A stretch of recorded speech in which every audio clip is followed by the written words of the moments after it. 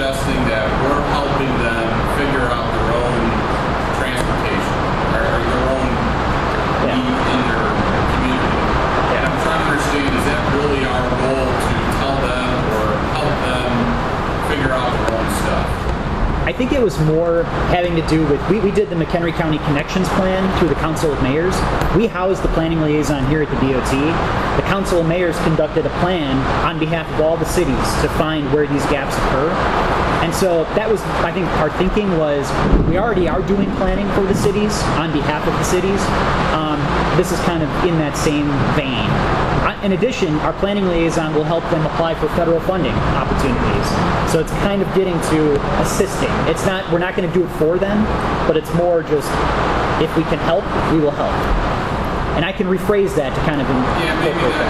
I mean, what you're saying is better. It's more like we're facilitating. We're not really doing it for them. Supplying the information that they need to get. Let's say identify opportunities. So I think it speaks to that. If we can help, we can help. But I think you take issue with the county funding at the end. Is that where? Yeah. I figured. I'll clarify. Take that out, but leave the identify opportunities. Yeah. I think that spells out.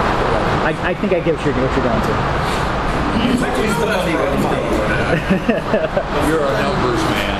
But sometimes there are opportunities along the county highway or network where there could be a gap that we're not meeting that municipal facility. That it's for the betterment of the county and the municipality to fill that gap. And sometimes there can be a financial barrier that we may not do the whole thing, but if we apply the ability to help with the federal funding that we knows that's like you were saying, that's kind of the intent of what we're trying to go for. Yeah. Maybe we just need to beef up the language. Just up to the county when we're funding the money. We'll make it more clear. Okay. Yeah. But thank you for all the comments. That was all my comments. So we'll revise this unless there's more. I think the plan overall is really a good plan. I appreciate the in-depth description. I think my concern is that as so many times happens, there are plans out there that they don't really realize. And so while I appreciate the fact that we're looking at a multi-unit committee here, I think I would like to make sure that that committee that's there prioritizes where are we going with things. In other words, I think municipalities for the most part know where their gaps are. And the county has helped with that. I give the county kudos for that. But the fact of the matter is that sometimes it's good to prioritize what's the overall plan for the region in terms of priorities. So that even municipalities can say, well, we fit into this priority right now, and let's see how we can partner to accommodate that priority. Again, it's one thing to talk about the overall plan, but it's still a step-by-step process. And some group, and I'm hoping maybe this committee, might be able to say, this is priority one. I mean, we do that in budgeting, right? Municipalities do that in budgeting, but unless there's some united front in terms of prioritizing where these needs are, it's not going to happen as quickly as I think it should. Understood.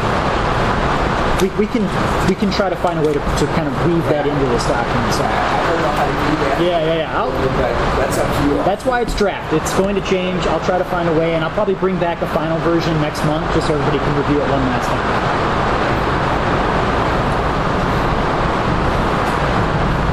Okay, everybody else, on the list. Thank you. Okay, staff report, do you have anything? Just a couple of items to note. One is on the Flashing Mill Railroad.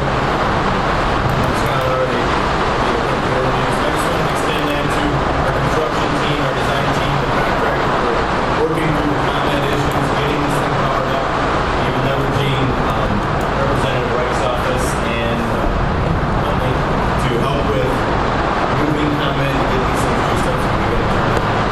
So thank you for all of that.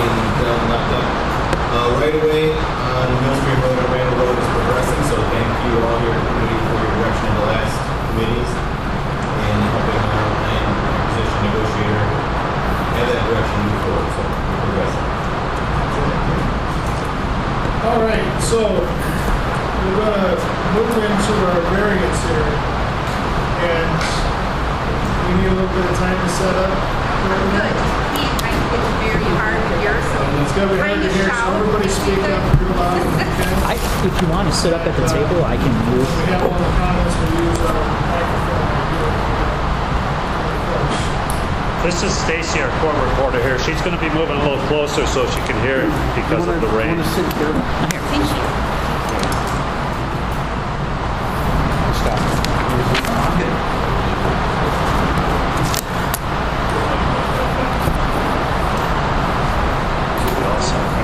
Yeah, this will be fine.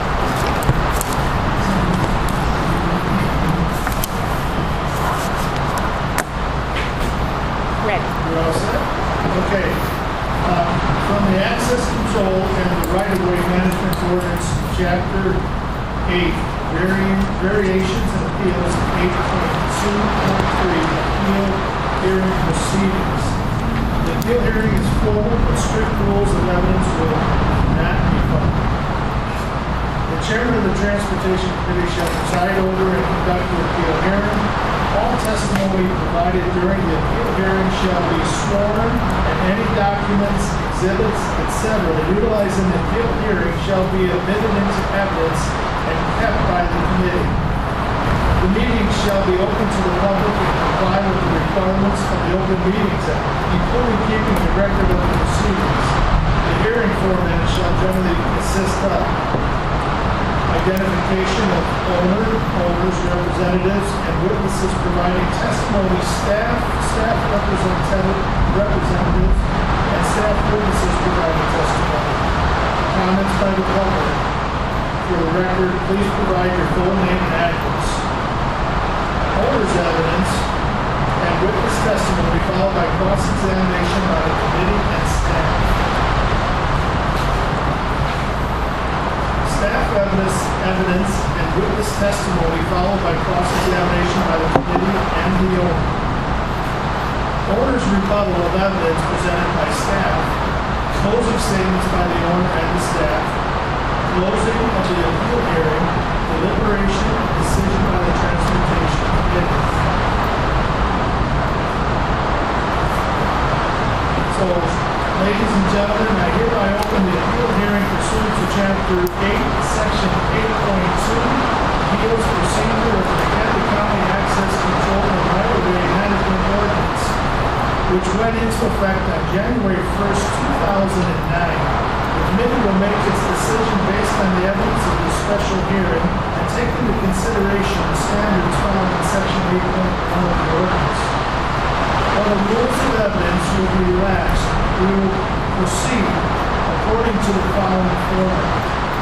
There will be no opening statements. The petitioner will present testimony and evidence first, with witnesses being presented in a narrative or question and answer format. After direct testimony of the witnesses, the staff, identified objectors, and committee members, if any, may ask questions of the petitioner or witness. The petitioner may then ask additional questions on those topics covered by the questions that staff, the committee members, or objectors have asked. We will then go into the next witness, if any, or on to the next witness. When the petitioner is finished, staff will be given an opportunity to present evidence following the same procedure. Objectors will also be given an opportunity to present evidence. Any questions so far? Anybody? Okay. For all the parties that will be involved in the proceedings and the representatives state their full name for the record. So, we have a list there? Yes.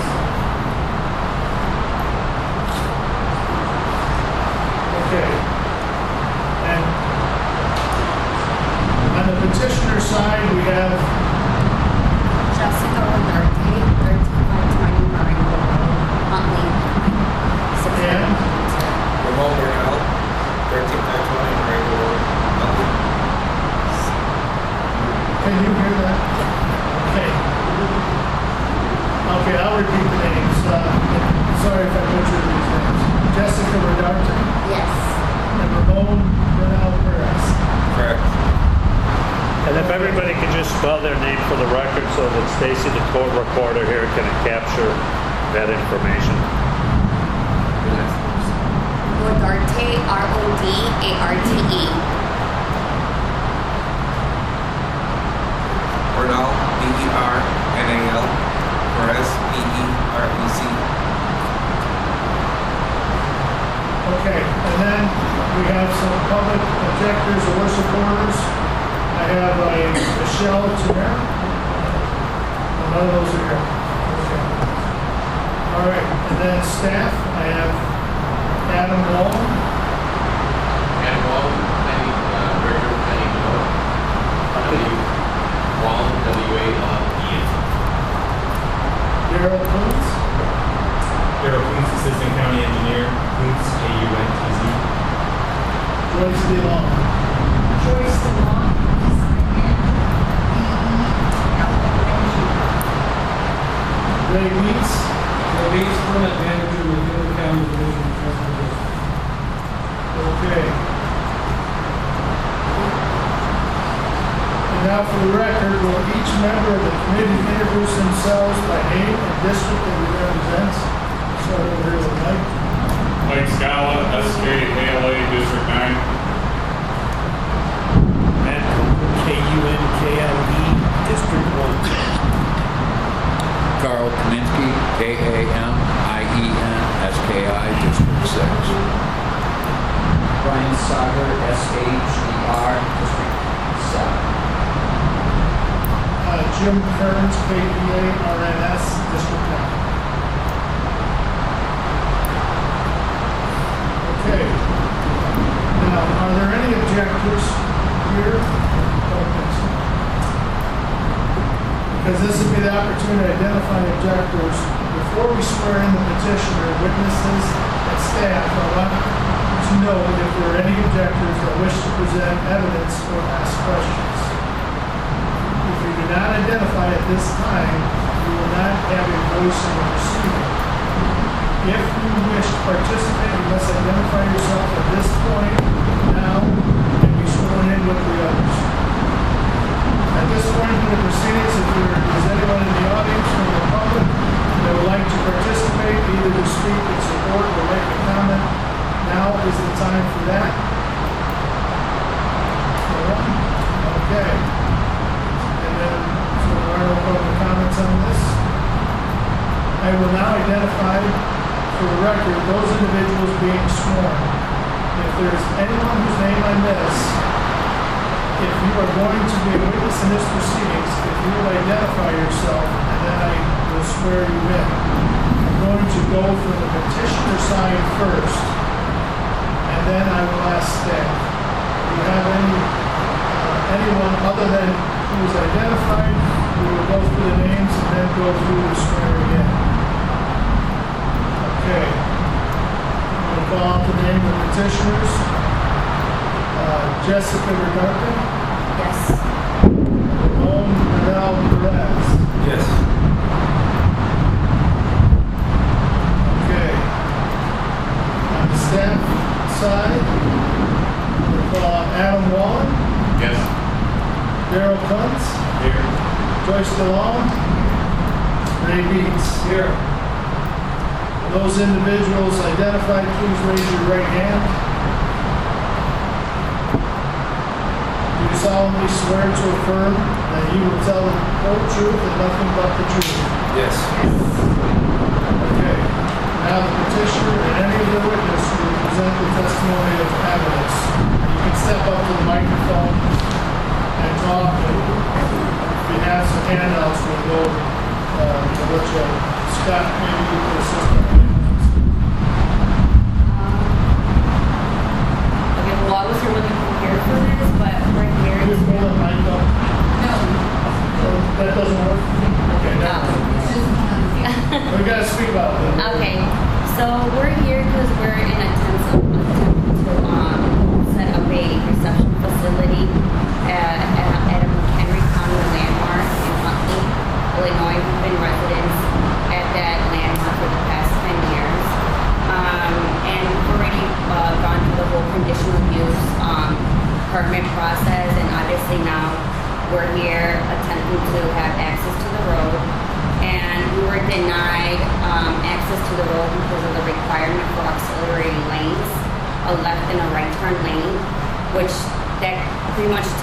card.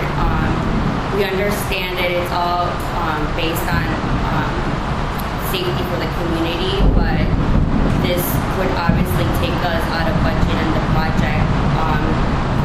You guys are requesting a turning lane that's about 600 feet in length, in and out entrance, which is left in, right out, and right in, no left in entrance. So we are here appealing your request for those auxiliary lanes. I did go around to other venues, and I have some pictures. I think it's about 6 of them, and none of the venues or farms have like a right or left turn lanes. So they're all within the McHenry County jurisdiction, and we would want you guys to consider this evidence for the purpose of approving the variance. Yeah, approving the variance for this request. Sorry, I'm nervous. I've never done anything like this before. That's okay. You're doing great. Okay.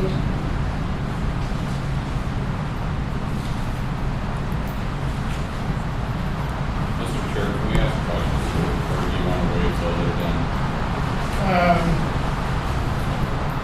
Are we okay to ask some questions throughout this? I think we can because we're going to have a relaxed rules of evidence. And normally we would have cross-examination by the committee and staff, but I think we could open it to questions. Okay, so Mr. Scallon has a question. So on the handout you just gave us, so I'm not aware of where all these venues are at, but do you know, like I know Lincoln Farmside because I live in Huntley, so that's on a state route versus a county road. Do you know if the ones that you're presenting here are on state roads or county roads or municipal roads or what they're? Some of them are municipal roads, state routes. I don't know if one of them is on Route 173 or 176. 173, I saw. 173. I don't know if that's a state route. Yeah. But either way, I mean, they, like for the amount of people, they still have to turn into Lane Road. You know, if it's for 200 guests, they're still turning. They're still that turning like they would be doing at our venue. I mean, Marengo Road is a rural road, so we don't even have as much traffic as a state route would.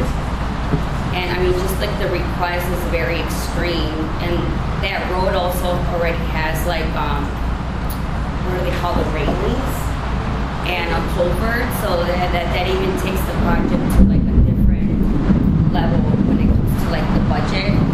And we honestly are a seasonal venue. We're attempting to host events like on Saturdays, which is a max of like 26 Saturdays.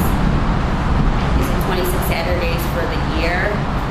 Obviously with the possibility of hosting like Sundays, but Sundays wouldn't be a problem. The big problem is on Saturdays because of the traffic impact study said that we had like an issue between like 3 and 4 o'clock. So, yeah, that's pretty much it.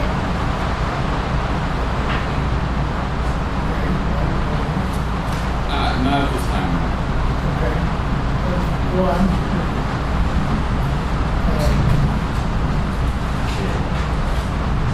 Is that all you have? Jessica?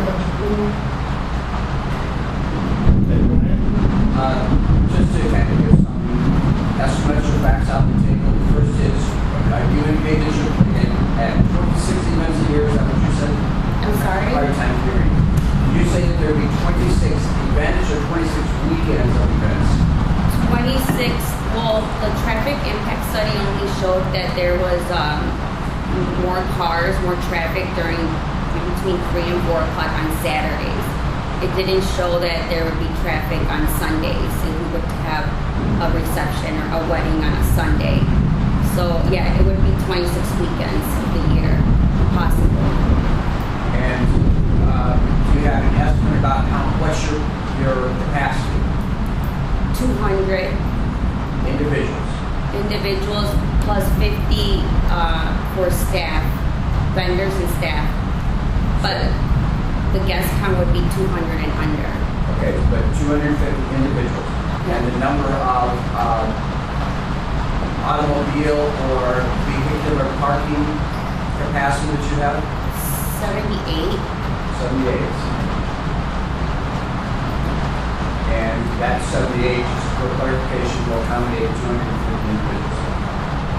Yes. And That's all based on planification through the architect, and that's like the requirement that they estimated for us to need. But not everybody comes in vehicles, because a lot of the weddings or events, they shuttle in on a bus from the hotel, the Hampton Inn in Huntley, or they would come earlier before the event even starts, because like the vendors are there way Right. before, so they wouldn't all be driving in at the same time. okay. And what's the normal hours of the events? How many hours?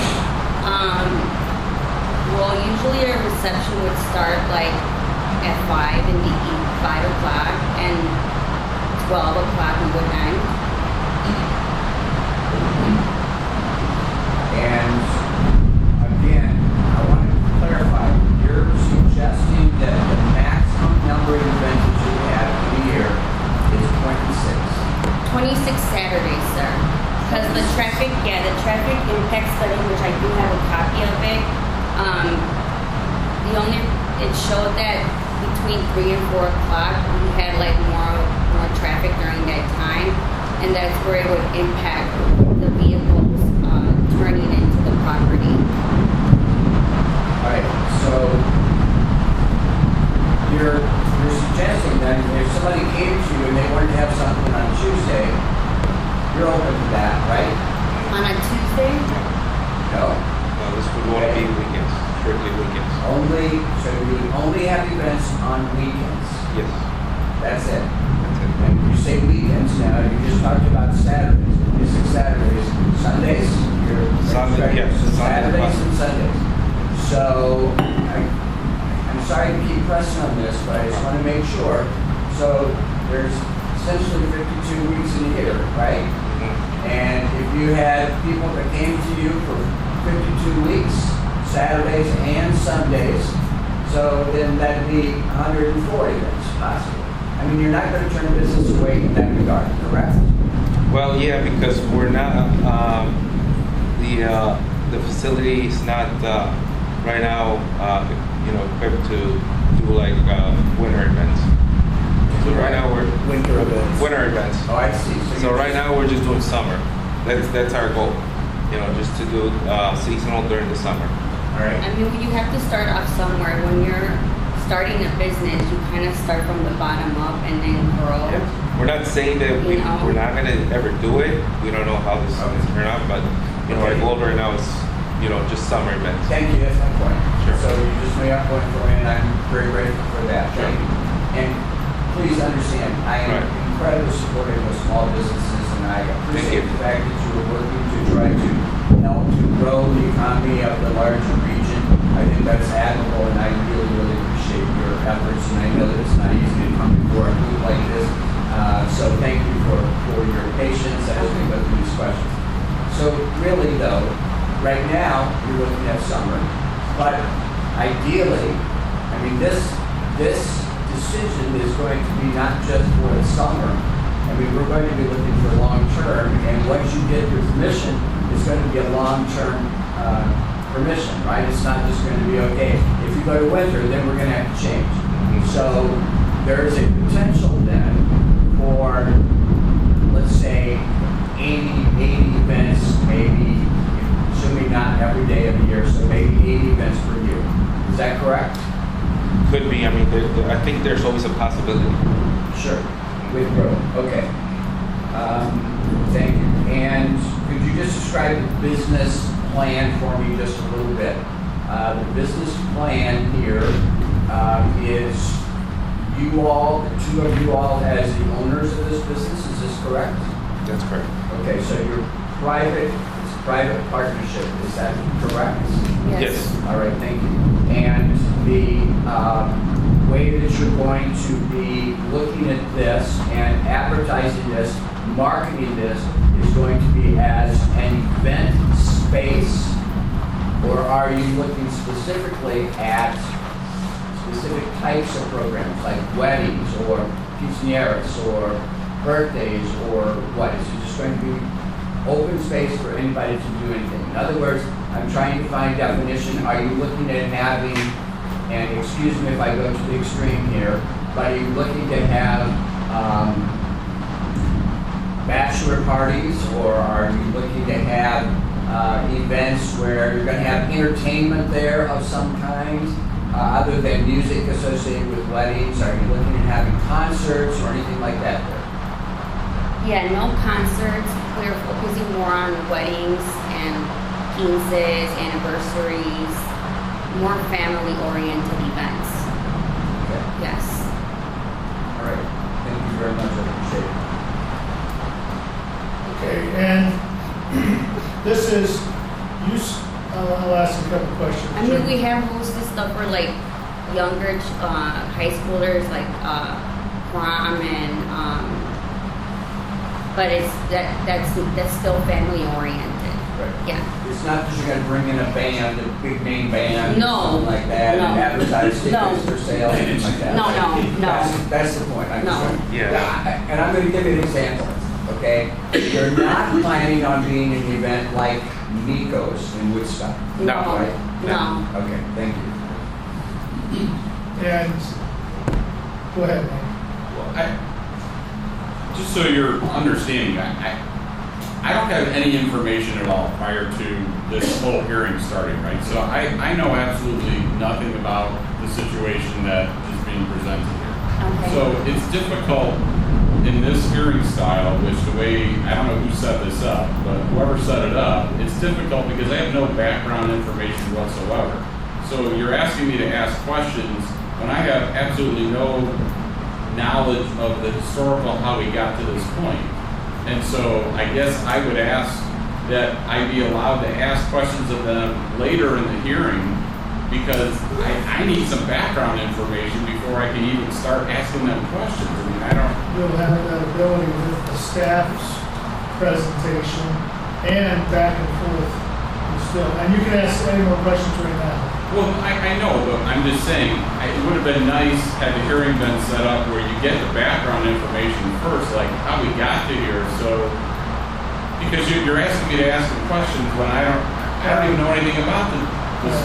That was on my next question, a little bit, of how we got here. And so I know that this came before the county board as a conditional use in just a few months past, previous.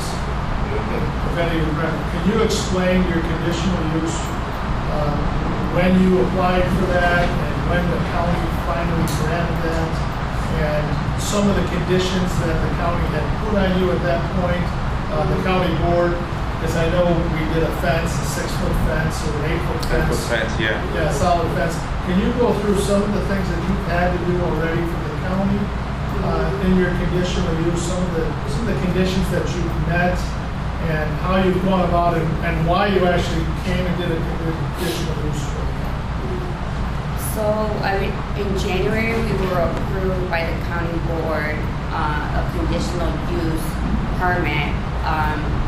With that permit, we were required to do an 8-foot privacy fence, almost 400 feet. Almost 400 feet. We already went ahead and installed that. Another condition was do the application for the Department of Transportation for access to Marengo Road, which we're doing that now. Other conditions are sound ordinance, soundproof the barn, ADA parking,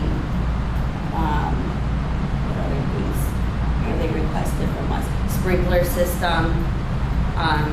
We haven't started any of that work yet because we wanted to first work with the MCDOT to see, to get the approval to go ahead with with the business, but we've already invested quite some money into this traffic impact study. I mean, I won't talk numbers, but the numbers are actually pretty high. Application fees, storm and water management fees, you know. Yeah. And this kind of came towards the end. We would have thought it a little different if we knew that, you know, this was going to be one of the requirements because of the, you know, financial impact. So, you know, the fence we did, you know, trying to, you know, get ahead of the game and, you know, to, you know, see that, you know, we're serious about this. But this, you know, kind of put a little wrench into the. So have you gotten any estimates of if you were to have to put the turn lane in? Have you gotten any estimates from anyone, just approximate? Not a formal estimate. I did talk to a friend. I'm in construction too, so somebody that kind of does road work, and you know, he thought that, you know, this would be about $200,000 to $300,000 job.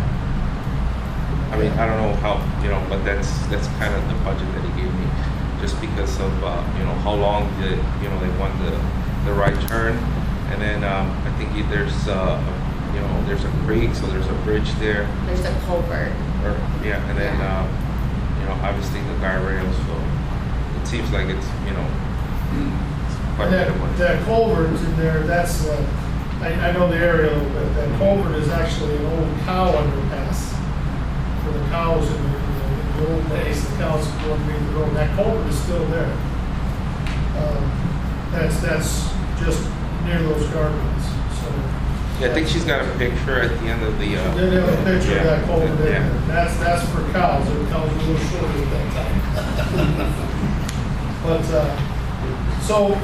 so you also mentioned something about the driveway that will require you to change the direction of the driveway. Is that what that is? Yeah, you guys are requesting us like to widen the drive, which we're okay with that, but then also construct it to be perpendicular to Marengo Road, because when people are pulling out, especially you know, like elderly, the way they have to turn their head, it could be like a safety issue. So with or without this variance, that would still be done. The driveway. Yeah, we would be okay with doing like the winding the driveway and also constructing it to be perpendicular to Marengo Road. But like the left and the right turn lane, in and out, it just seems like that's a little bit like, I guess, extreme for a startup business. Maybe in the future, if we were to get busier, if we were to change our business plan, then maybe we could, you know, maybe we could look into something like that. And I don't even know if Marengo Road is looking to be like developed like that in the near future either. Okay, and the parking for the people coming in is in the far back? Yeah, in the far back. Okay, so they're not pulling in and turning into a parking area? Okay. So it's a long enough drive from Marengo Road all the way to the back where the vehicles are not like stopping, you know. If it was in the front, I would understand, but they still have, I don't know, how many feet is that? Maybe like 500 feet, 600? Like 600 feet. 600 feet. Maybe more. Yeah, maybe, yeah. Would you, as the owners, be able to provide if your variance was granted, would you be able to provide safety officers or someone during the events to help with traffic there? Yes. Mm-hmm. And there weren't any requirements put on doing that, were there? No, but that was something that we were gonna ask, you know, if that was a possibility, you know, if we could, you know, get the variance, and if that was something that would help, you know, try to talk to, I don't know, you know, we haven't really informed ourselves, but somebody, if that was a possibility that, you know, if we have to have, you know, some type of help outside for guidance, you know, for traffic. Because also even like we have that curve, it's like there's not even a sign in the first place. like notifying drivers that there's a curve ahead. Also like signage, venue coming up. Or like, I mean, I know you guys can't change the speed, but I mean, from Main Street to maybe like the end of our farm, maybe, I don't know if the speed could be lower just in that section.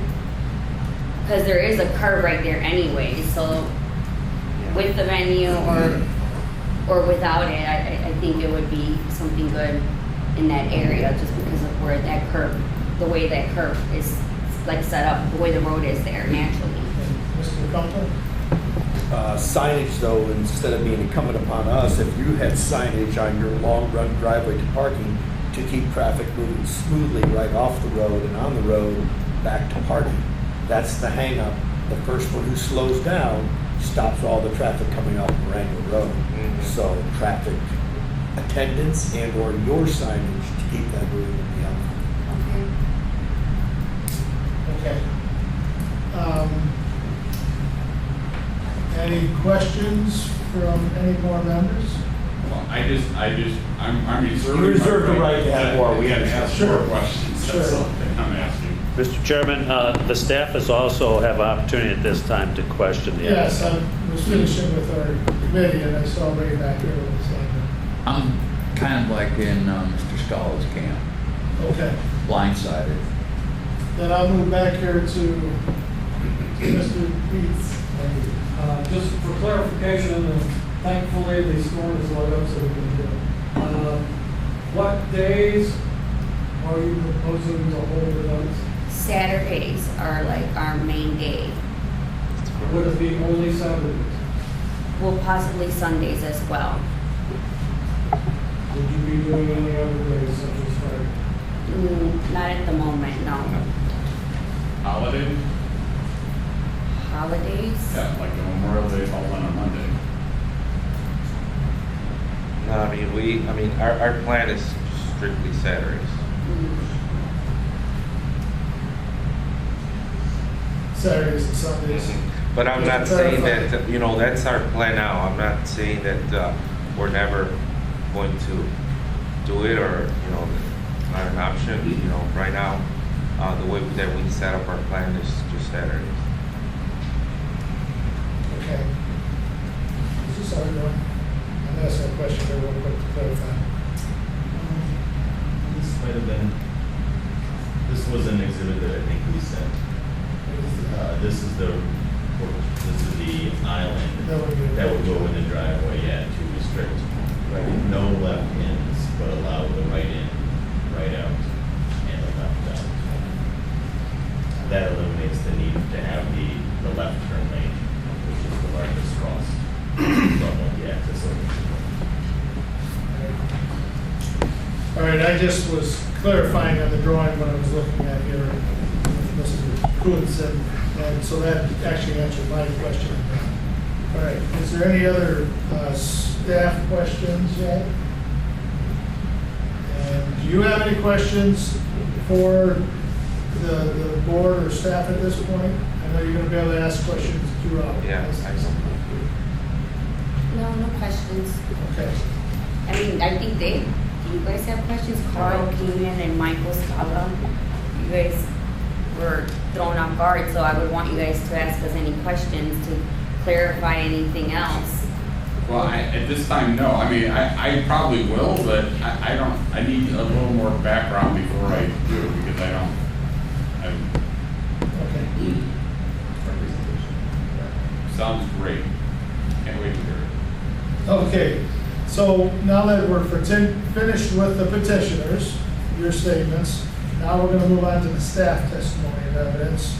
And who's gonna start? I have some handouts that will give you just a minute. And you may be seated, thanks. Thank you.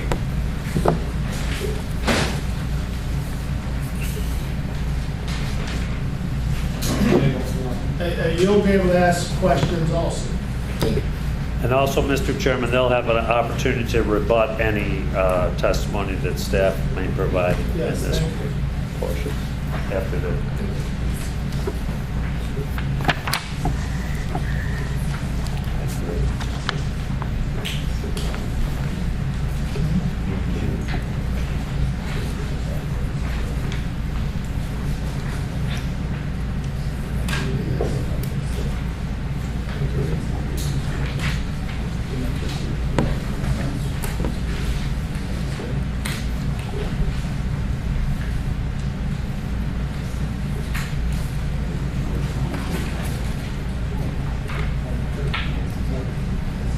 kind of take a hit. Unless this is your last one, right? It's okay. All right. If you will help me, yeah. Whoa, Sorry. no, wait a minute. I need a little bit more light. Okay, my apologies. I have a flashlight out. There you go. Thank you. I'm on the way. Good morning. I'm Joyce DeLong, Design Manager here at McHenry County DOT. This project first came to us in April of 2002 and was initially reviewed at the Staff Plat Review Committee level on May 18th of 2002. The Staff Plat Review Committee is made up of several different departments within the county, including building, health, stormwater, zoning, and the DOT, that provide technical review comments on a variety of projects that are proposed within the unincorporated McHenry County. Some of those projects include residential subdivisions or conditional use permits requests for business purposes. In this case, the proposed conditional use permit request is for a reception facility to be located on approximately 7 acres, generally located on the northeasterly side of Marengo Road, about a half-mile north of Main Street, northwest of Huntley. And that's shown on the aerial that Ray has pointed to in the front and also on the posters. And it's also an exhibit within the packet. The proposed reception facility came before Staff Plat Review Committee on several occasions in 2022, at which time the applicant was advised by MCDOT staff to make a formal permit application submittal to MCDOT due to a change of use of that property and its anticipated volume of traffic, so staff could review and comment on the request for access to Marengo Road, which is the county highway. Requiring a permit application submittal is in accordance with the current McHenry County access control and right-of-way management ordinance requirements for any property of this type that is changing the use and proposing a major access onto a county highway.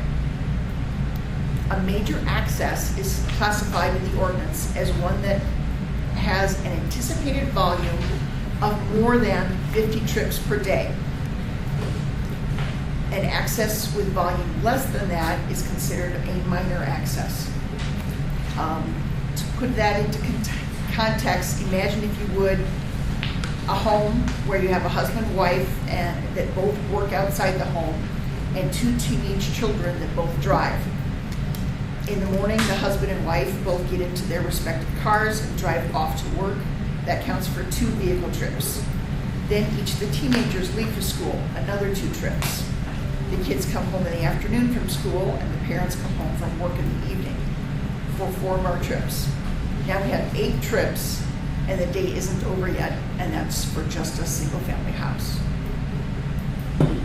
Now consider the proposed reception facility.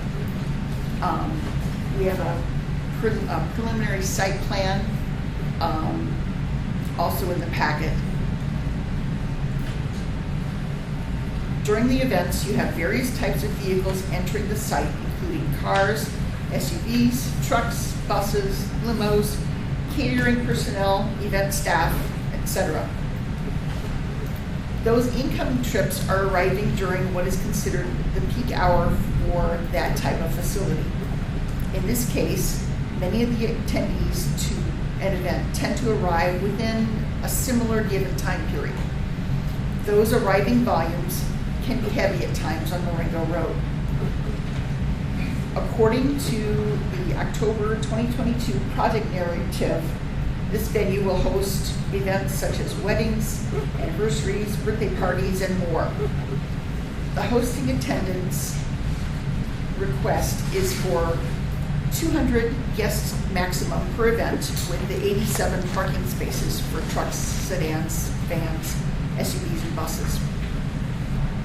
There will be no kitchen operating on site, but catering food from outside businesses will occur, and future plans are to request a liquor license to sell alcohol in an attempt to increase seasonal revenue. Events are on an 8-hour maximum limit with additional hours optional at an additional charge. The outdoor venue is proposed from the last 2 weekends in May through the last weekend in October. And from the information that was supplied in their narrative dated October 25th of 2022, that included Fridays from 4:30 p.m. to midnight, Saturdays from 2:30 to 1 a.m., and Sundays from 2:30 to 11 p.m.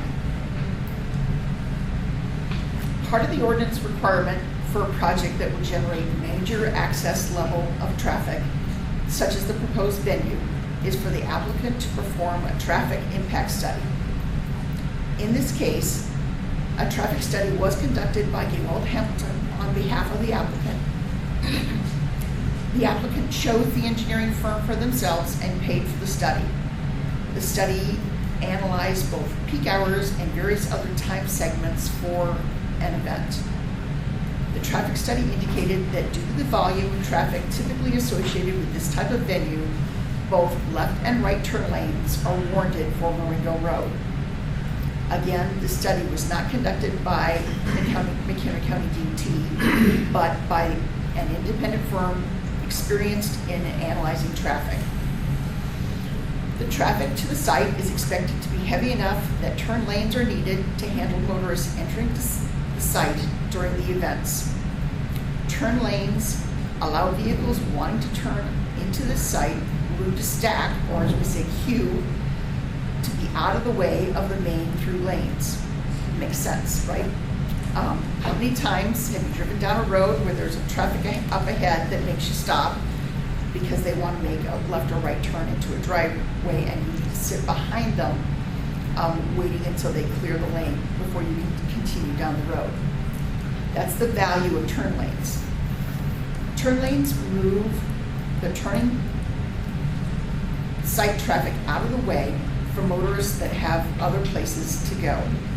A turn lane's primary purpose is not to simply address that inconvenience of waiting, but the turn lane provides a safe refuge for the turning vehicle as they wait for a gap in traffic, which reduces or eliminates rear-end accidents between turning vehicles and the cars that are continuing straight. Turn lanes increase the safety for both the through and the turning traffic. So the formal response from McHenry County DOT per ordinance to the applicant's initial request for access on the Marengo Road was that the staff agreed with the applicant's traffic study that both left and right turn lanes were warranted for the proposed use and increase in traffic. The response also included notations that the access needed to be reconstructed to fit the skew, and the applicant has agreed to make that change since it's more difficult to see when you have to turn your head at that angle. The entrance will be safest at 90 degrees to Marengo Road, and the applicant, as I said, did agree with that requirement, and they noted that safety is a priority to them as owners of their property.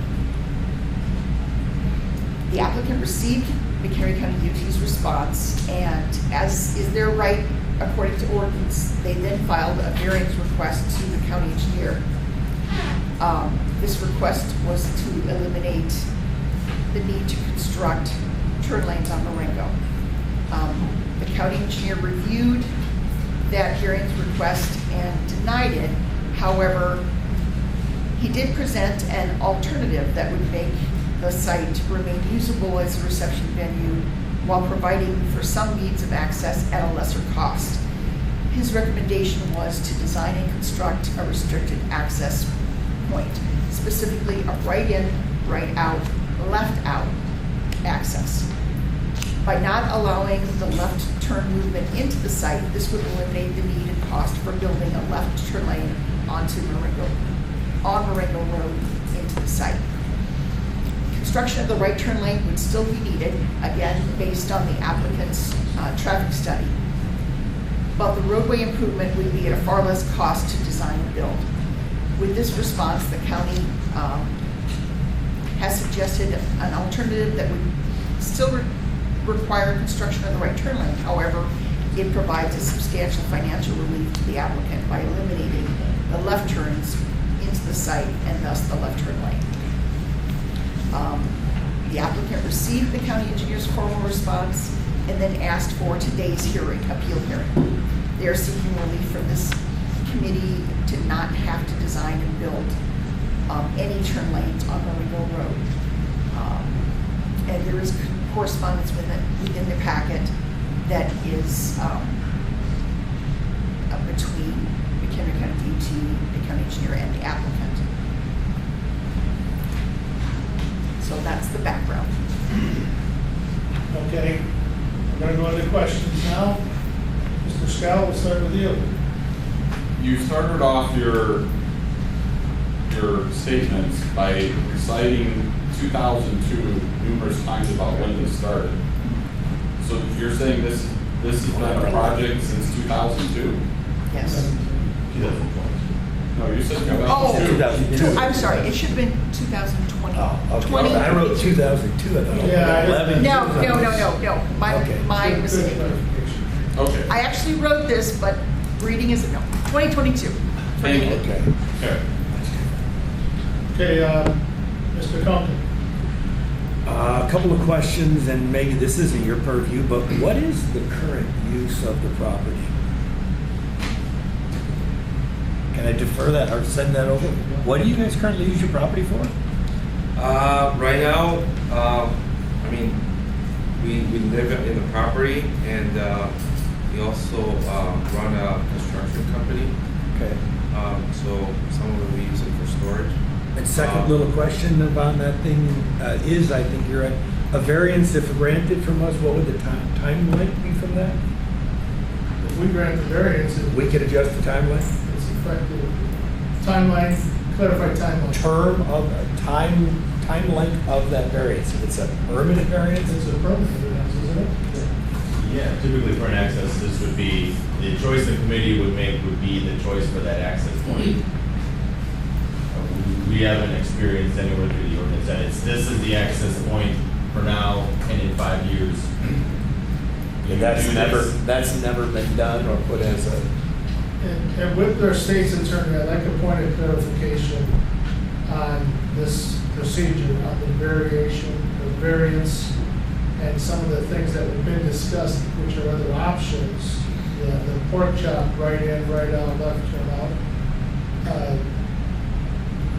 Are we bound to stick by the variance request, or could we negotiate a less? I think the ability to negotiate a alternative, let's use that language. That's the probably. Resolution. So, yes, so we could do an alternative, something in between if we had to. If we, okay. Yeah. She brought up some. Wow. Okay, Mr. Kaminsky. Two quick questions. One to the applicant. You stated that you're, Saturdays only. Hey, maybe if we grow, we go Sundays.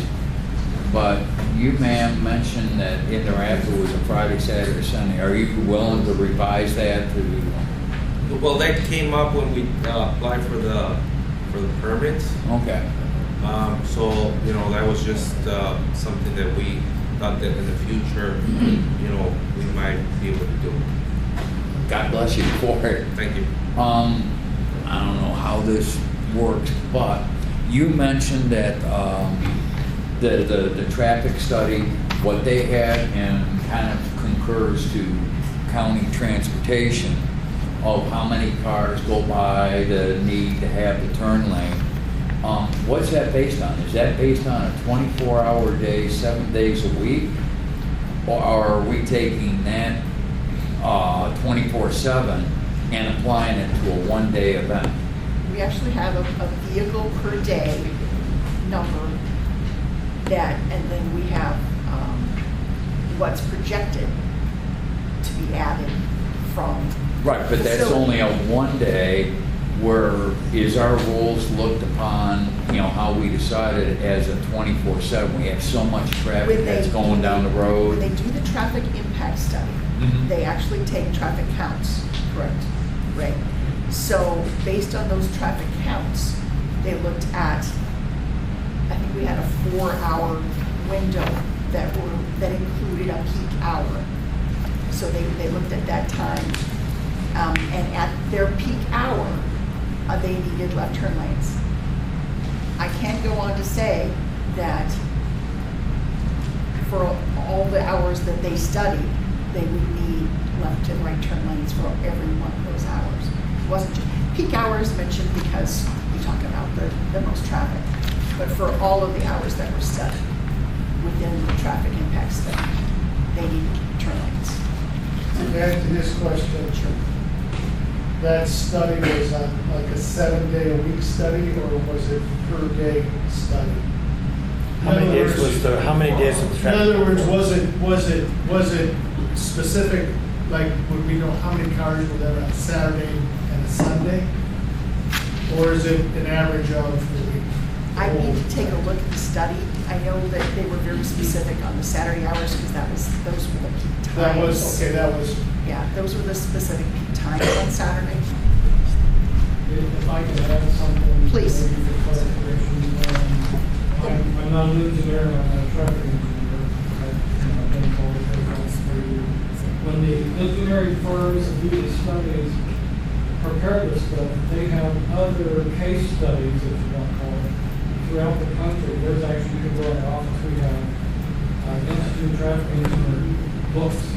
That's kind of what they do. They have case studies. They find other venues just like this, and they've already figured out what the average volumes of traffic are for an event like this. It's based on, you know, you can change it, like if you had an apartment complex, they would base it on the number of units. In this case, the size of the venue, they take that into consideration. Then they crunch the numbers, and that's how they come up with some of the distribution and in and out. okay. Next question, anybody? Mr. Sager? George, you indicated 87 parking spaces. The petitioner said 78 parking spaces. Which is it, please? Oh, 87 came out of their proposal. It's in your, we had it out in narrative, it's on the back, it's actually page 2. We just, can I speak? Project parameters. I think that's the max amount based on what's available, but based on the plan for the architect, we could, 78 would be like our minimum for the 250 200 guests plus the 50 vendors, so. Okay, so point of clarification, then it's 87. There's a potential for 87 parking spaces. Is that correct? Yeah, there's space for the 87, yeah. Okay, thank you. The other thing I wanted to ask Joyce is if factual, would you stipulate to the fact that petitioners have followed the variance procedures according to the county ordinance? Yes. And would you stipulate to the fact that they have followed the appeal procedures as stipulated by county ordinance? Yes. Thank you very much. Can I continue to ask some questions? You bet. Or other people? You have the floor. Go ahead. Okay, thank you. I also want to go back and talk to petitioners. You realize that today you are stating that you're looking at a venue that has a capacity of 250 people and a parking capacity of 87 parking spaces that would also accommodate bus transports, correct? And you stipulate to that fact, those facts. That's what you're asking for. That's what you're saying is your event venue would hold. You stipulate to those facts? Yes. Thank you. I also would ask that the county staff, you stipulate to the fact that that is their request, correct? And you understand that those are the parameters. Yes. We just got that, so I'm asking questions. I'm not gonna try to read this now on the spur of the moment, okay? Thank you. All right, and I wanna clarify, because you have stated here to us today that you were looking at Saturdays, that's where we started. Then we went from Saturdays to Sundays, correct? Correct. And then in your written request, you were talking about Fridays, Saturdays, and Sundays. So I need to understand, what is the request? What is the event space utilization days of the week? Well, to get us going, we need Saturdays for sure, to get us started. But in the near future, if we could, we would host on Sundays. Fridays are not a very popular date where people want to host an event, because these are family events. Their children are at school, people are working. So Saturday and Sunday, Saturday would be our bread and butter day, and Sunday would just be an extra. Okay, so right now, regardless of what your application stated, Fridays, and Joyce, as a member of staff, had indicated that you gave times on Friday, but now you're providing to us the fact that this is a Saturday, Sunday event venue. Is that correct? That's correct, but I mean, Saturday is our goal. If it's gonna have an impact of with the decision of Friday and Sunday, then we would stick to Saturday. We could change our plan and just stick to Saturdays. I'm just trying to get this down to what is the reality, all right? We've got Saturdays and Sundays is the so reality. Saturdays and Sundays Yeah. is what you're looking at, right? Yes. So you stipulate to the fact that your request is Saturdays and Sundays. Yes. If there was, for example, a noise complaint that came down the road for something that you held on a Thursday or Friday, you realize that that ain't gonna be good, right? Yep. So you are stipulating to the fact that you are requesting before this committee events on Saturdays and Sundays. Yes. And staff stipulates the fact that that is now their understanding of the request. Is that correct? Certainly. Thank you. Okay. The other question that I have is that your time frame is 5 p.m. until midnight. 5 p.m. until midnight. Are you stipulating to the fact that that is your request? Yes. And that you would not, exceed those hours? I have to interrupt and ask a question to Adam Wallen. Timeframes on our conditional use that was approved, that sets up. Yeah, where- we've already been approved They're for right. conditional use permit for a certain times. Saturdays, there's a possibility that our customer might want to get married on site, but usually any wedding or any type of event like that, a quinceañera starts at 5. But it would be 3 o'clock and forward, So 3 I- to 12. So I want to be fair to the petitioner. Okay, so the variation has already established that. The conditional A use. conditional use. Our conditional use condition. already gave us the operating hours. Let's let, Adam, excuse me, Yeah, let's I'll let tell you, Adam clarify. there's 10 conditions that were approved with the conditional use. As it pertains to the operations, hours of operations are until midnight, Friday and Saturday, until 11 p.m. all other days of the week. So they have the authority to operate 7 days a week within certain hours parameters. There's no start time listed in here, so it would be, you could have 3 o'clock in the afternoon, you could have 11 in the morning, or really any time. Okay, as long as it ends by midnight on Fridays and Saturdays and by 11 p.m. on Sunday. Correct. Is that correct?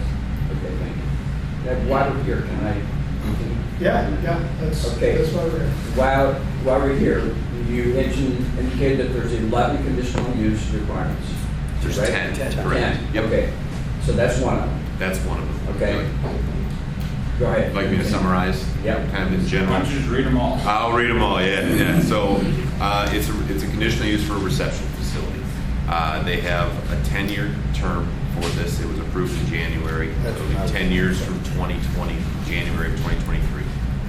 Highway access permit shall be applied for within 3 months of that approval from the county board. They've done that.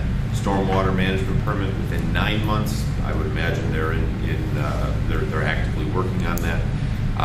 Live music shall be performed inside the facility.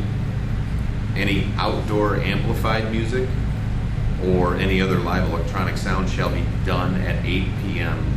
on any event, any day of the week. Hours of operation, midnight Friday, Saturday, 11 p.m. any other day of the week. The 8-foot privacy fence, which we discussed, that's in place. And then there's a maximum number of people associated with the event, and it's going to be the lesser of 250, which was discussed earlier, or the maximum number allowed by the McHenry County Health Department. That would be the capacity of the septic system. And then construction, the last three are more generic. Construction and operation of the facility shall conform with the site plan. And then the interior of the facility shall be insulated with sound attenuating material. Soundproofing was stated before, but it's sound attenuation. So it's to bat down that sound. And then all other federal, state, and local laws shall be met. Including sprinklers. Sprinklers would be required as part of the change of occupancy for the building permit. All right, so that has already been approved, right? And Correct. they have been in agreement with all of those variations, correct? Correct. Correct. All right, and you agree to that? Yes. Okay, thank you. You're welcome. Appreciate that. So the last thing I have right now is that you have stated, and you would stipulate the fact that these are family-oriented events. Yes. These are not ticketed commercial events, No. correct? No. Thank you very much. That's all that I have. All right. Mr. Kunkel? My question is to you, Tom. In the wild and unlikely or likely event that we would provide a variance, does the county garner any liability since we have an engineered traffic study already suggesting we need the right turn lanes? Right. That, not that I could see, but that would be speculative. Somebody might make an argument of that type, but I don't see how that could be, how they can prevail on that.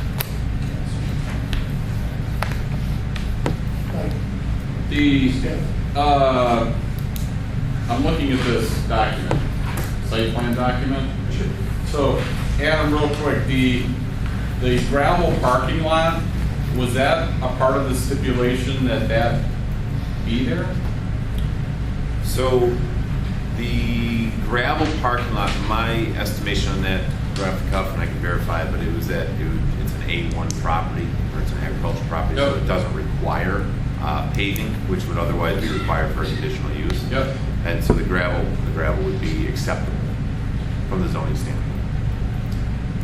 Well, I guess the question is, so like, and again, I'm going up to like Lincoln Homestead on 47. Now, granted, that's in the city, that's not, but they park on the grass, they don't park, they have to have the handicapped they have to have paved or some manner by which correct, for the handicap, but not handicapped park in the grass over there. Mm-hmm. Is that not allowable under our standards?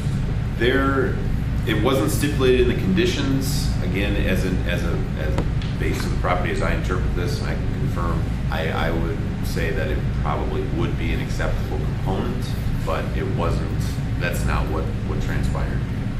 So we either see grass for agricultural uses like that, or we see paving for these conditional uses, and that would be associated directly with the zoning ordinance. So if it's in any other underlying zoning district, then it would have to be paved. But agricultural underlying zoning districts, when they have conditional use, do allow some more flexibility for that approved service. I'm just thinking here, so because to put in that is an expense. Sure. I mean, yes, it's not paved, but even to dig out the grass to put in the gravel to do all that work is an expense. If they were to come back and say, we have to do work on Marengo Road now that we didn't anticipate, and we want to make that as a grass, you still have to have the hard paved surface for the handicap, but the other area, if they came back and said we want to do grass, is that acceptable? I'll have to confirm, Mr. Scout. Yeah, I will very quickly. I can tell you that it would change the site plan a little bit, right? Yep.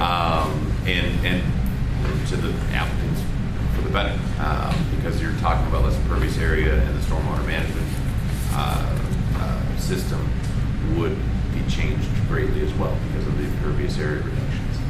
I would want to. Seasonal conditions, though, would make that difficult for guaranteeing parking for people.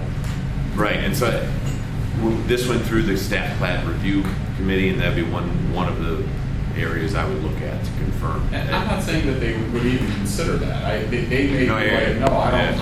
I'm better than the Lincoln Homestead. We have gravel parking lot versus grass. I'm trying to understand, this.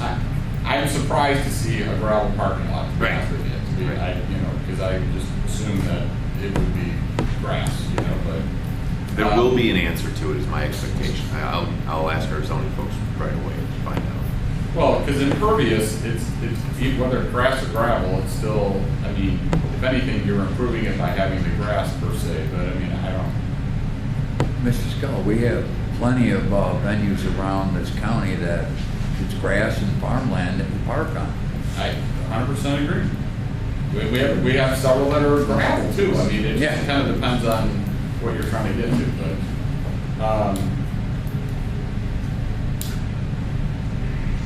for Adam, I have no more questions. Thanks, sir. Thanks, Adam. Yep. Thanks, Adam. Absolutely.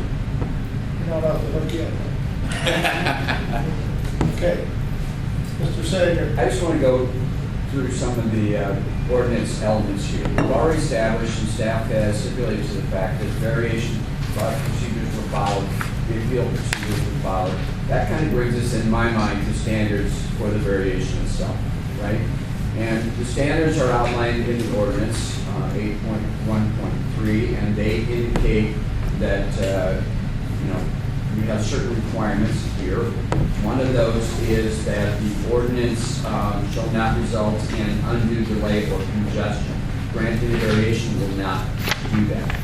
Second thing is that there must be proof of unique or existing special circumstances or conditions. Third, there must be proof of practical difficulty or unnecessary hardship. And that can't just solely be economic. Can't be solely economic. And then the last is the variation is the least deviation from the requirements of the ordinance that will mitigate some of the challenges or hardships for the petitioner.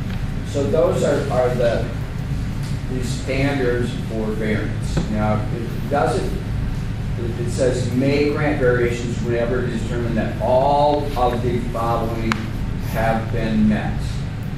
All of the following have been met. And so I think we have to kind of think about that. I'm going to be blunt about this and say that I truly appreciate what staff has done. We've spent an inordinate amount of time going through this.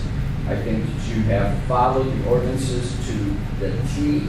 You looked at examples from national perspectives that are out there, what's going on in these types of event venues, etc. I am one of those that happens to believe that McHenry County and our geographics, etc., are somewhat unique, and we have a unique population, and so I have a tendency to think about that. However, I appreciate all of the work that you've gone through here.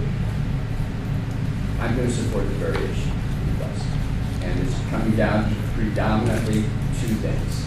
The first is that we do have a procedure here to do exactly what the petitioners are requesting. They've done that. They've identified that they want to invest in our community. They want to invest in the economics of our community, which I think is very important. I think we will all agree that there are huge risks associated with opening a business or trying to establish a business. And I appreciate what our petitioners are doing, and I see this is no different than somebody that would invest in a retail store someplace or an industrial unit someplace. Yes, there are requirements, but I think that they have met a lot of those conditional use requirements as identified by Adam, and I appreciate that. I would suggest that they have stated that they are also willing to go to that 90-degree reconfiguration, which would help, I think, for safety purposes. And so I would appreciate that, and I think that that should be a part of any variation is granted if we were to consider that. And following that, what do I see as the unique circumstances here, or the practical difficulties? I know it says that hardship can't be economic benefit or profit or gain, but it doesn't say that it can't be undue economic burden or financial burden. And I truly believe that this is undue financial burden upon the petitioners. The second thing is that, and we kind of skirted that because it is true that was a caterpillar, no questions about that, but that unique circumstance there with the required then difference in topography and the required guardrail adds significantly to that hardship. And I think that that is worthy of our consideration in that regard. I also would say that while I think that every situation has to be taken individually and that we don't need to worry so much about precedents, but we have beaucoup venues across this community that don't have these restrictions added to them.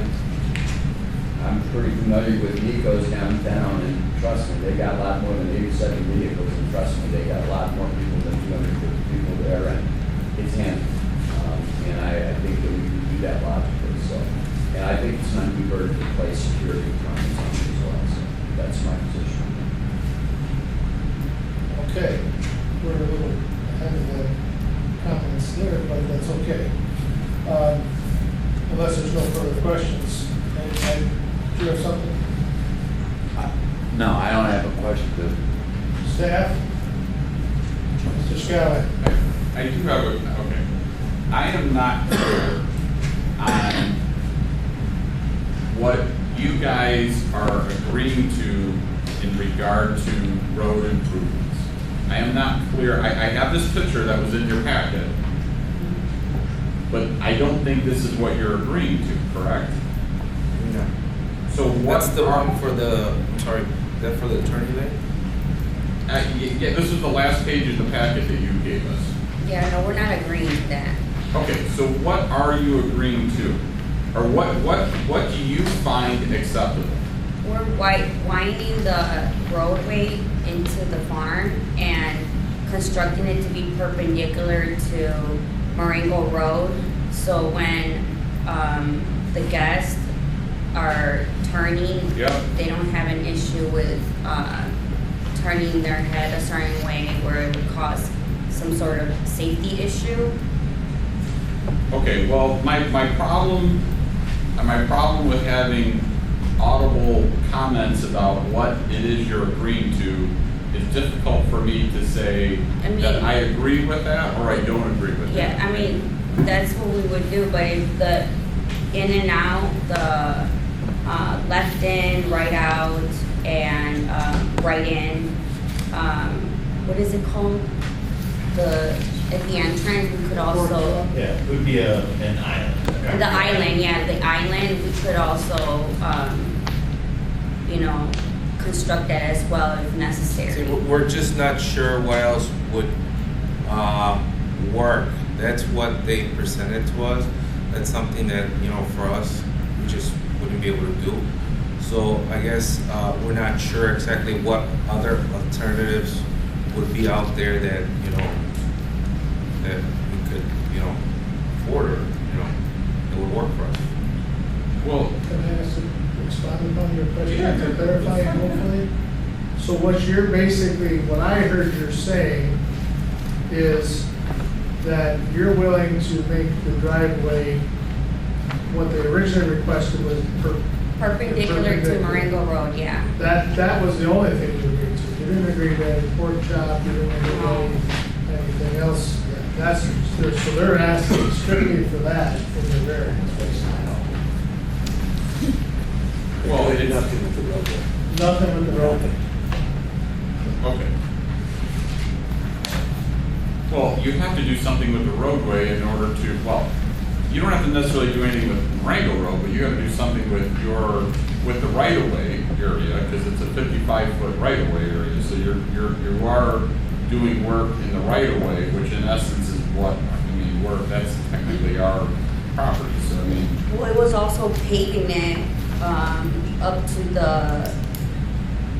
the right-of-way, area as well. Cause right now it's like gravel, so not all the way in, but up to like 50 feet into the property.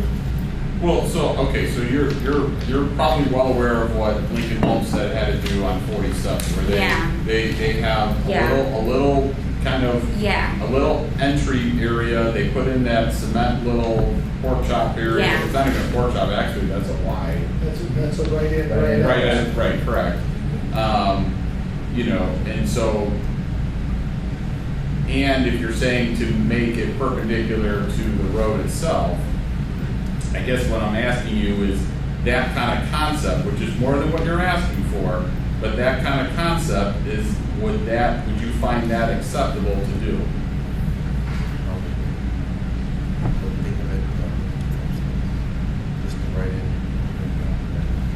So to clarify, you're asking right in, right out, left out, the pork chop. So they could actually turn left going. Yes. Are you asking for that? That's what you're asking? I'm asking if that's acceptable to them, if that's not what the request is. And I think that's a fair question. I'm just asking if that's acceptable as a concept to them. Yeah, I understood them a while ago. I mean, I think Lincoln Farmstead has it because they're on 47, and 47 is a way busier road than Marengo Road. If anything, they would need a light right there.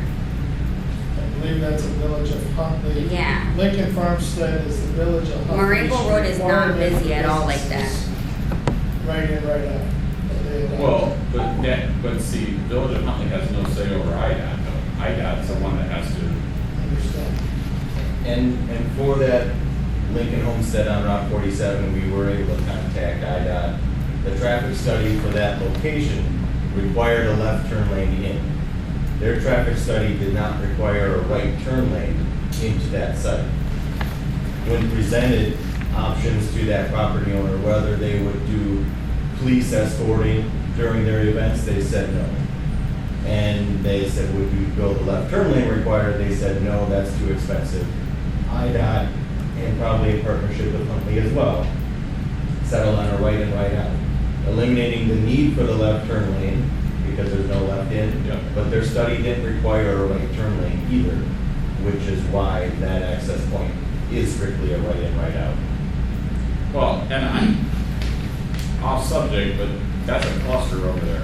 I It's mean, not a good option. it's not a good option at all. I mean, I can't tell you how many times when they're having an event, you're heading north on 47, people's GPS says, hey, you've arrived at the location, and they come to a stop, and then they're reading the signs that say no left turn here, and and you're stopping traffic anyways, and then they try and make a left turn in. I mean, it's a very poor solution to that particular situation.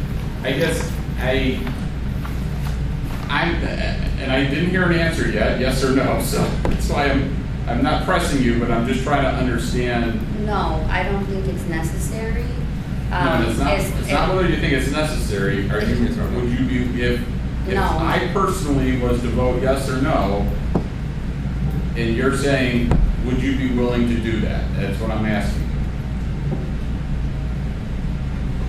No. No, and you're welcome to say no. Yeah. That's my question to you. Okay.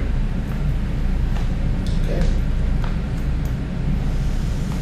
Mr. Chairman, if I may, just to focus the debate a little bit, on the May 26, 2023 letter from the Division of Transportation in your packet, page 2 of 4. Can you wait till we get there? Oh, yes, sorry. I could find it this time. What was that date again? It's like about 3 pages from the back of the packet that was handed out. Page 2 of 4 up under.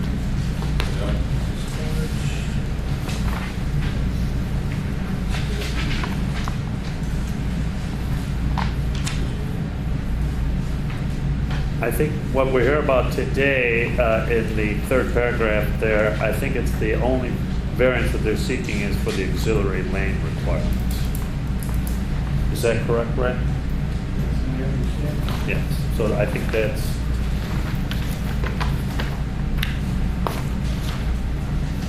to narrow the debate a little bit, what we're actually about.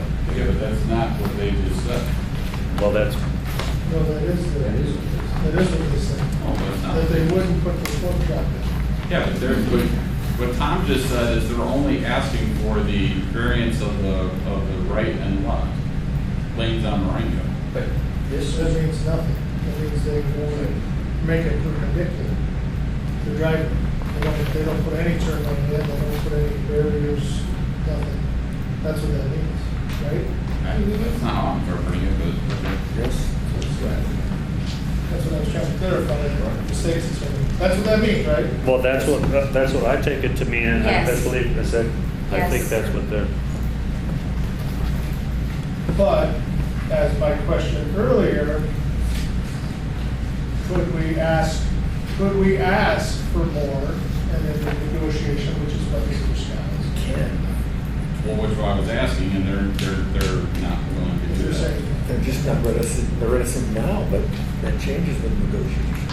Things change while you're talking, you know?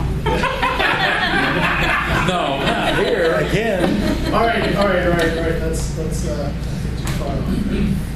All right, so right now, staff, do you have any more questions of the petitioners? It's in your packet, if you look at this. So to answer, I think Tom made those questions. Yes, right here. Okay, Once you get to it. Yeah. Yeah, that's it. So in terms of the top of the next page, I'll read it a little bit.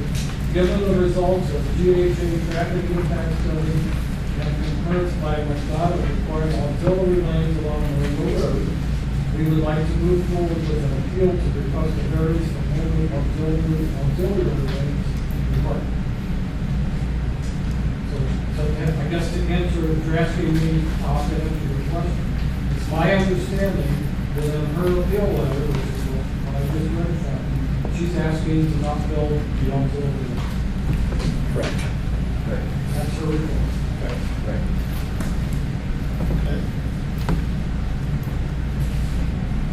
All right, so, anything else from staff? Adam, you were testified, anything else on your part? Nothing. Nothing? Anybody else? Okay, so. And I think, Mr. Chairman, at this point, they would have an opportunity, though we've been kind of free form a little bit, they would have an opportunity to rebut any of the testimony that staff Correct, has that's, we're moving presented. that direction. So, okay, so we've got all our closing statements. However, petitioners, do you have anything? Right. Yeah. I mean, just consider all the other evidence I showed you with the other venues. You know, we're very similar to them, and they're doing well, and they haven't had any safety issue or accident that we know of.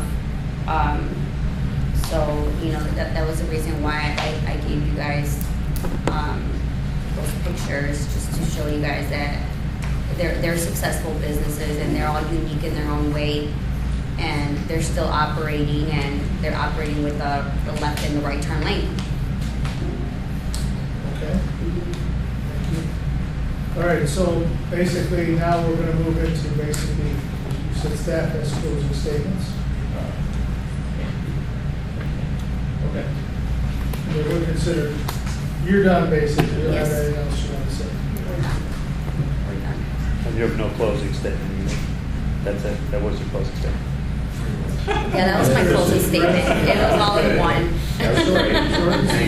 I know we'll think of something later that we can say. Okay, so closing statement by staff. All right, good morning, everybody. My name is Darrell Koontz, Assistant County Engineer here at DOT. DOT is tasked with the responsibility of applying the county board approved access control and right-of-way management ordinance in order to preserve the safe and efficient operation of the county highways. This is something that we, as staff and as engineers, take seriously. We apply our areas of expertise, our engineering backgrounds and education, technical documents to assist in reviews of applications such as this one here. There are a number of good manuals and studies out there, such as Federal Highways Safe Access is Good for Business manual. We understand the delicate balance between access, economic development, as stated here, and the ordinance's requirements. MCDOT has been working to find a way to help this proposed reception facility happen and thrive, but at the same time look out for the needs of the motorists along Marengo Road and those who visit and use the venue site. As it states so well in the ordinance, the location and overall control of access points, whether full or restricted, is necessary to provide efficient, productive, and safe highway operations for motorists using the highway facilities. In the end, whatever decision made here today by the Transportation Committee, we will all have to live with them. MCDOT staff, the applicant, and the other users of Marengo Road. Passing out a copy of Joyce's opening remarks and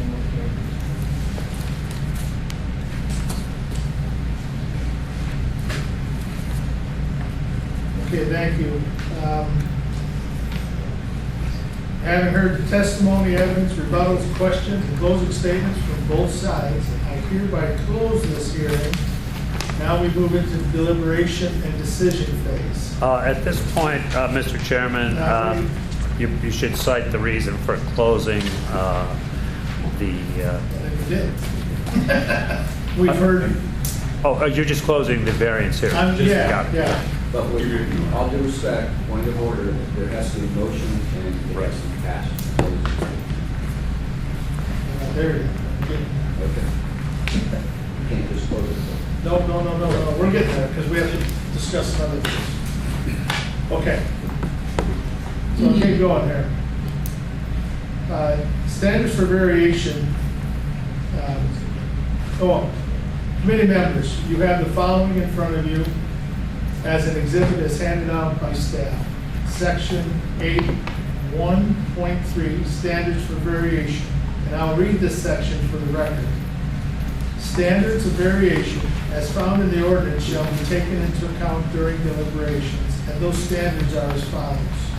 A granting of a variation shall be in harmony with the general purpose and intent of the regulation imposed by this ordinance and shall not result in undue delay or congestion, shall not be detrimental to the safety of the motoring public using the county highway, and shall not limit the ability of the McHenry County Division of Transportation to maintain or otherwise improve the county highway.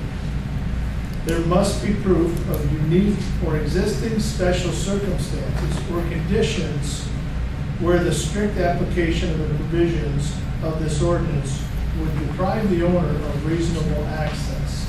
Circumstances that would allow reasonable access by a road or street other than a county highway, circumstances where indirect or restricted access can be obtained, or circumstances where engineering or construction solutions can be applied to mitigate the condition shall not be considered unique or special. There must be proof of practical difficulty or unnecessary hardship. It is not sufficient to show that greater profit or economic gain would result if the variation would be granted. Furthermore, the hardship of the difficulty cannot be self-created or self-imposed, nor can it be established on this basis by the owner who purchases with or without knowledge of the provisions of this ordinance. The difficulty or hardship must result from the strict application of this ordinance, and it must be suffered directly and solely by the owner. Lastly, the variation is the least deviation from the requirements of this ordinance that will mitigate the hardship or practical difficulty. Petitioner's variance request in both this letter dated March 10, 2023 and June 21st, 2023 was to not be required to build auxiliary lanes on Marengo Road. That is the only variance request the petitioner has made and is therefore before us today as a committee. That answers my question. First, does the committee want to deliberate in open session or an executive session? Either way, we need a motion, second, and then a vote on how to deliberate. Make a motion, we just have deliberation in open session. Second. Okay, motion and second to have open deliberations and not executive are made by Mr. Mike Scala, Brian Zager, seconded. All those in favor? Aye. Okay. We will continue then with our deliberation. So, the petitioner's variance request is both this letter dated March 10th, and June 21st, 2023, was to not be required to build auxiliary lanes on Marengo Road. That is the only variance request the petitioner has made. The decision of the Transportation Committee has been made in accordance to the testimony and evidence presented at this appeal hearing and has taken into account the standards of section 8.1, subsection 8.1.3 of the McHenry County Access Control and Right-of-Way Management Ordinance in making this decision. So now we need to stop there and we need to have any more discussion in the deliverance. The deliverance now, my understanding, the deliverance is just the board members, right? There's no staff involved. No one else is allowed to input other than the board members that are here on this committee. Right, the purpose of this is for the committee to act as a court. Correct. So I will start with Mr. Sager.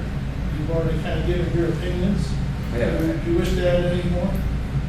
I would just say that I do support the variance from the requirement to construct auxiliary lanes as recommended by our very professional, highly qualified staff on Marengo Road. I realize that the drive to a particular perpendicular realignment is appropriate, and I would also consider, or like to have considered, signage by the county that would say something like entertainment venue head or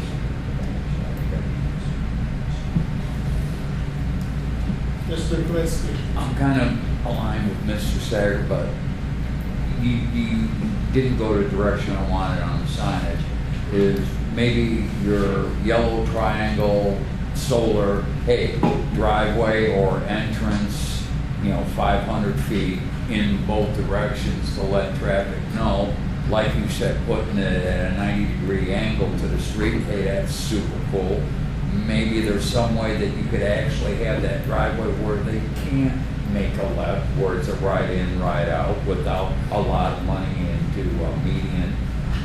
But at least, if they have to pay for the signage, or the county has it, that designates, hey, we've got an entrance here, be careful, like we have all throughout the county, hidden driveways or what have you. Okay. Mr. Copeland. Good. Mr. Scala.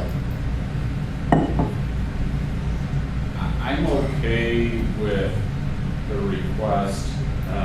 This is Adam testified that this is a 10-year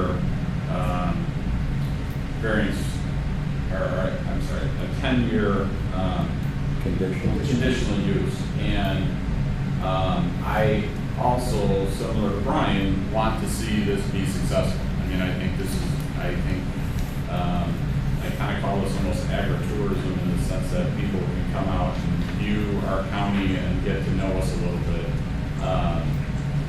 So being 10 years, hopefully the venue will become successful and will become a part and a fabric of not only the Huntley community, but the greater McHenry County. And I think after 10 years, I don't want to say we get another bite at the apple, but in essence, the request can be looking a little bit different after 10 years. And hopefully if you're successful, and we will then have, if there is, God forbid, any traffic issues there, that'll all be documented in the next 10 years. And in 10 years, perhaps there are other changes that need to be made because you are so successful. And so in that regard, I'm okay with it.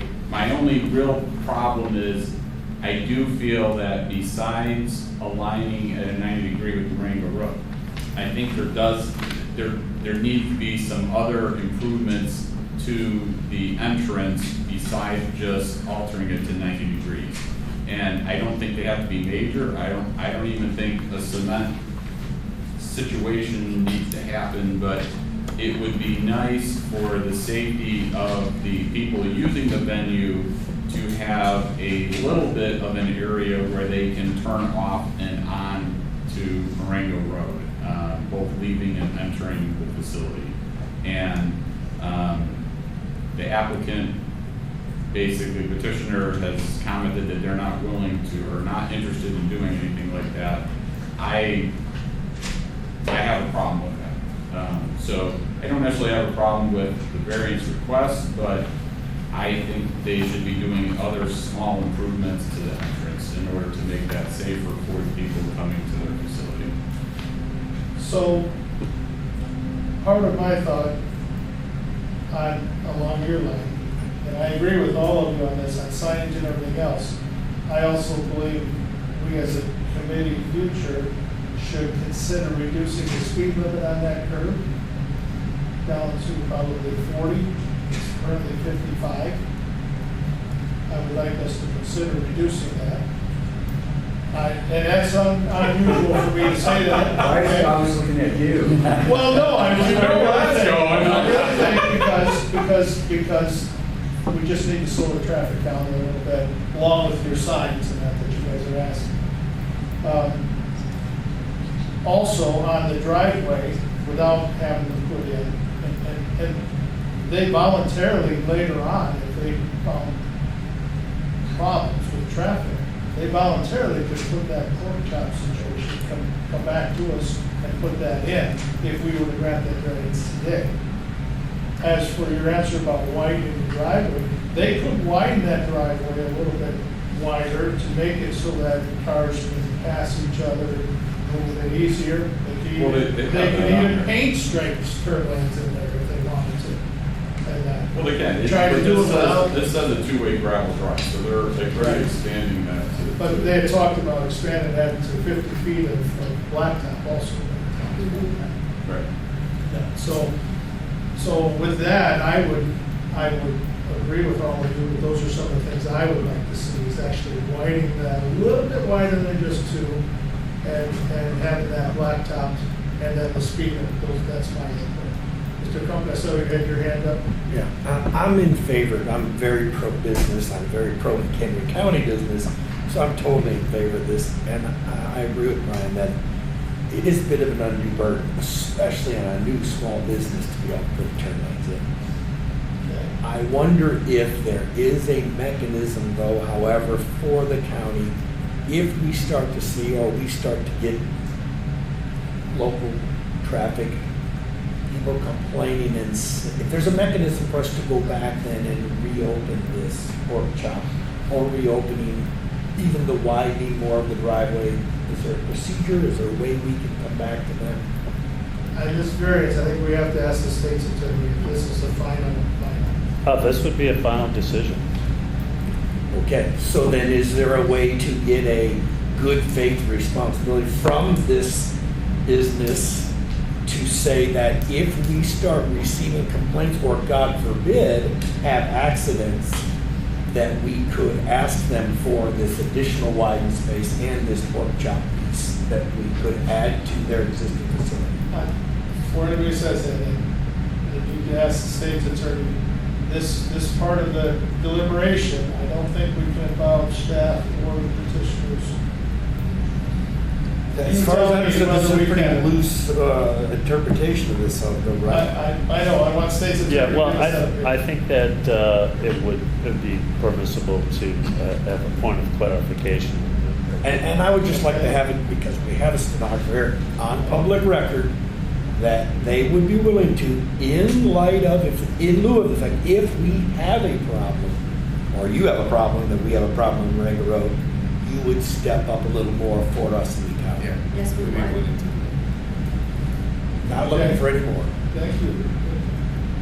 Mr. Sager. I've heard some comments about kind of widening that drive realignment. They've already agreed to. I understand that widening the entranceway so that there are some more options. And I would just suggest that that be one of our requirements, is that they would work with the professional staff to kind of come to an agreement with what that widening should be.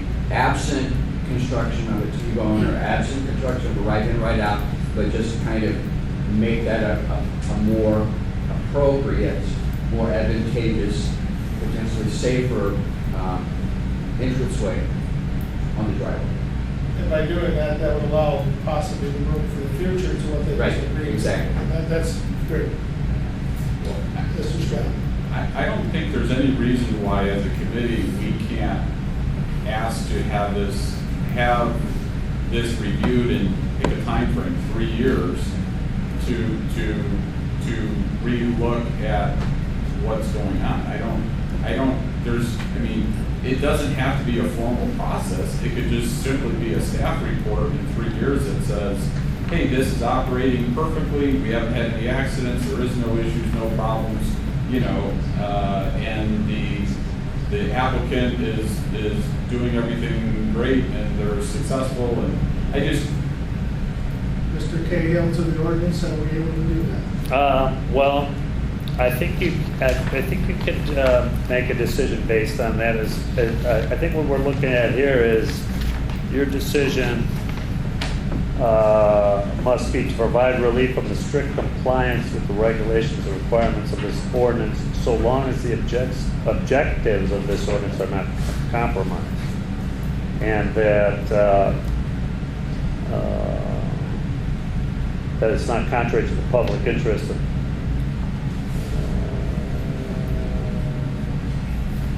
So as long as it does not compromise the objectives of the ordinance, and also it is the least deviation from the requirements of the ordinance that will mitigate the hardship and practical difficulties. So I think you could put something similar to Mr. Scala's requirement. When we vote to approve or accept this, then Mr. Scala can make a motion with a time frame. Well, I agree with you.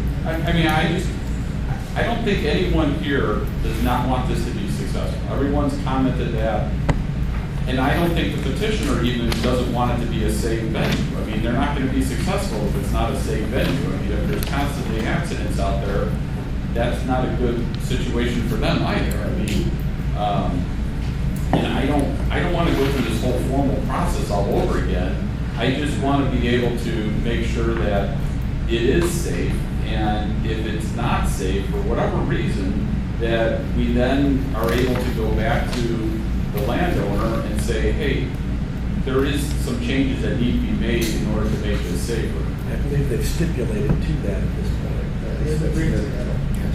Okay, I'm going to go And then to also the- you may be able to add conditions or impose requirements as a condition of granting. And so I think that would be under the parameters. Mr. Sager. I move that we grant petitioner's request variance from the requirement to construct auxiliary lanes as recommended by the professional staff on Marengo Road with the following conditions. One, the petitioner realigns their drive to a 90-degree or perpendicular angle to Marengo Road. Two, that they work with staff with regards to the design or expansion of their driveway entrance to accommodate safety and proper traffic movement. Three, that the county establishes appropriate cautionary signage to their discretion and on both accesses, both directions. And then the fourth, that there's a 3-year report from staff to this committee with regards to the success or concerns based upon this action. That's my motion. Mr. Kunkel would second that motion. Now, I want the discussion here. Does that satisfy Mr. Scow? Is that? That would be great. That's okay? Just Okay. for point of order, I believe Mr. Sager was saying that the staff just has to report 3 years. I don't think there is any mention of any action that would be taken after that. So you're not asking to revisit if they were to find, in this part of the discussion, if they were to find accidents or situation that would say, hey, we want them to do that, that motion doesn't cover that. No, to come back and this body always has the opportunity to review traffic flows in every way and to try to come up with solutions. That's up to this body and the county board. So we would have the ability to go back and say, we would kind of like you to put a pork chop in. We'd be able to do that? Well, based on his motion, I believe he's just requiring a report from staff. Right, that's it. And then we have to make some decisions after that, right? Well, the decision, I think what I'm hearing Tom say is that the problem with the way you motion that is a report. The report can show, let's just say the report shows there's a whole bunch of problems. There is no recourse by this committee at that point. Other than the gentleman's agreement we have with them, Well, so noted that they would take care of what's in their power. With all due respect, the petitioners don't want problems. No, we don't. They don't want accidents. No. They don't want to have issues of traffic backing up or anything like that. So I firmly believe that in good faith, they're going to work with the county to try to correct any situations that arise. This committee will be aware of a problem, then they would want to work with us. Our staff would outreach to them, work with us, try to get things done. So, Mr. Kern? Mr. Kaminsky? Is there a business license associated with this that is controlled by the county? The conditional use. Is that the business license? In the future, a liquor license. Yeah, if they wanted the liquor license. Where I was going with that is, Steph concerns, maybe that's tied to a business license, that the report comes back and we see they've got a problem, as in, they in good faith said, yeah, but down the road, maybe not, but. We have a motion and a second out here. Yeah. Right. Can we finish this one? If you guys don't like it, fine. Well, that's what I'm asking, if there's, let everybody discuss it a little bit, and before we call the vote, and if there's amendment to the amendment, or amendment to the motion, if not, we'll vote as is. So, I would not make an amendment. I agree with Brian. I think the petitioner is in the best interest. We can't control what happens in 3 years. So theoretically, they could sell this to XYZ entity, and now we're dealing with a new entity. So even they're subject to a new liquor license, etc. right, so. Call the vote. So I just wanted to do that. So, I'm going to start with Mr. Sager. Yes. Mr. Yes. Kaminsky. Yes. Mr. Kunkel. Yes. Mr. Scala. And I'll vote yes too. So the variance is granted with the conditions as stated. The Transportation Committee decision shall be considered final under the ordinance and shall be communicated in writing to the owner within 30 days, calendar days. Minutes of this hearing and subsequent deliberations shall be provided to the owner and made available to the public for public review in accordance with the Open Meetings Act. So do I have a motion to close this hearing? Mr. Sager moves, Mr. Kaminsky seconds. All those in favor? Aye. This public hearing is now closed. Thank you all. Thank you for your time. Thank you. Thank you. Thank you. And let's move. Thank you. Could I just make a comment? Sure. And I'm going to do this publicly, and I just want to say this to staff. Again, my heartfelt and strong commendation and thank you. I know, having been in this type of business for a long time, Sometimes when the elected body makes a decision that is not necessarily supportive of professional staff, sometimes there's a feeling that, well, you know, they don't like us, or maybe, you know, they're upset with us, or we didn't do something right. Absolutely not. Absolutely not. We take a look as an elected body at the total big picture. You all provided a very concise and a very professional and a very well-documented position. That's your job. That's what you're supposed to do according to the ordinances. You did a great job. We thank you for that. Please don't take this the wrong way.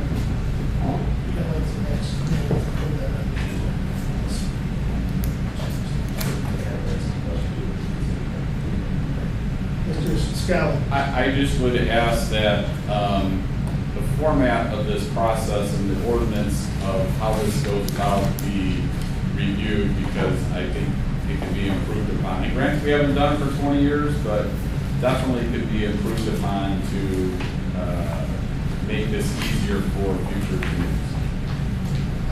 I would wholeheartedly agree with you on that. It's kind of is what it is for right now for us, but I agree with you that it could have been. Kind of hit a lot of us. Kind of hit a lot of us later. So, we're back to a regular meeting. We have no need for an executive session. Whoa, you kidding? Well, thank you, everybody. Thank you. Have a good day. Thank you. Have a good day. Thank you. And good luck. This was good. This made my day. Moved by Mr. Scott, I can sleep good at second by night. Mr. Kunkel. All those in Bye. favor? Aye. We are adjourned. Thank you all, folks. Hi, this is Scott.